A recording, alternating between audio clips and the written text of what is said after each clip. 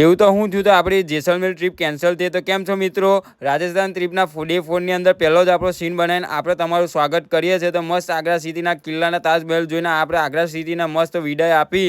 અને વિદાય આપતો અમે થોડીક જ દૂર જતા ને અનીશ સૂઈ ગયો. અનીશને ઉઠાડીને આપણે રાજસ્થાન ટ્રીપની અંદર જેસલમેર એટલા માટે કેન્સલ કર્યું કે આપણા પટેલની તબિયત વીક હોવાથી આપણે ઘેર પરત થવું પડ્યું એવું થવા માંડ્યું છે. તો આપણે ત્યાંથી આપણે પરત થવા માટે મસ્ત અહીંયા તો ટર્નલો એટલી બધી હતી મારા ભાઈઓ, કેમ કે અહીંયા આગળ પહાડો જેટલા છે. તો મસ્ત ટનલને ક્રોસ કરીને ઘોડાની લગામ આપણે પકડી લીધી ને ઘોડાની લગામ પકડતો અમે આપણે સનાના પીની ગાડીને હંકારી એટલે ને આગળ જતા જ આપણે ચિત્તોડગઢ પહોંચી ગયા. ચિત્તોડગઢ રાણીનો મહેલ બતાવીને તમને આગળ વધ્યા. તો આપણા પટેલને ઘોડાની અંદર દિલચસ્પી લાગી. તો ઘોડાનો નોલેજ લેતા સમીરને પટેલનો આપણે વિડીયો લઈને પછી આપણને પટેલે જોર જબરજસ્તીથી ઘોડા પર ચડાવીને ઘોડો તો આખો બે પગ પર ઉપર ચડી ગયો અને આપણે તો મસ્ત મોજ કરીને પછી તઈથી અનીશ કે આપણે કાકડીને જોમફળ ખાવ. તો કાકડીને જોમફળ અનીશ લઈને આવ્યો ને અનીશની કાકડીને જોમફળ ખાઈને આપણે પાછા ચિત્તોડગઢને વિદાય આપીને મહારાજાઓના મસ્ત કિલ્લાને બધું જોઈને આપણે તો ખુશ થઈ ગયા. અને આગળ જતો અમે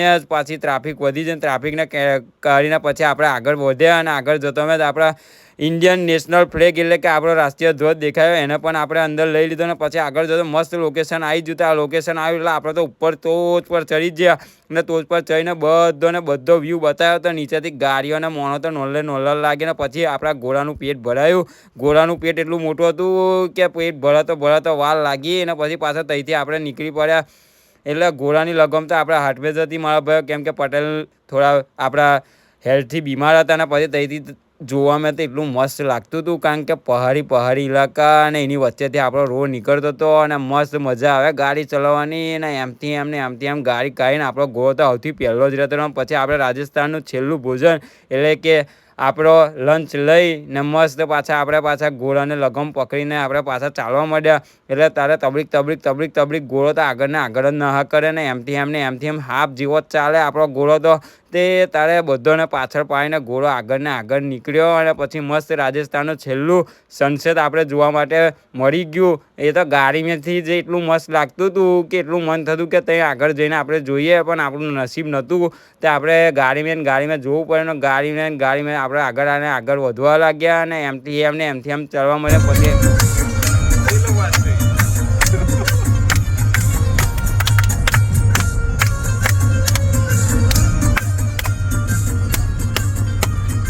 ગાડીની અંદર આપણે છેલ્લી મેમોરીઝ બનીને આપણે સંસ્કારી નગરીની અંદર આવી ગયા ફાઇનલી. ને પછી આપણે મસ્ત બરોડાનું ભોજન લઈ લીધું ને એટલું દિલચસ્પ ને એટલું સ્વાદિષ્ટ હતું, કેમ કે આપણા ઇલાકાનું ભોજન એટલે આપણા ઇલાકાનું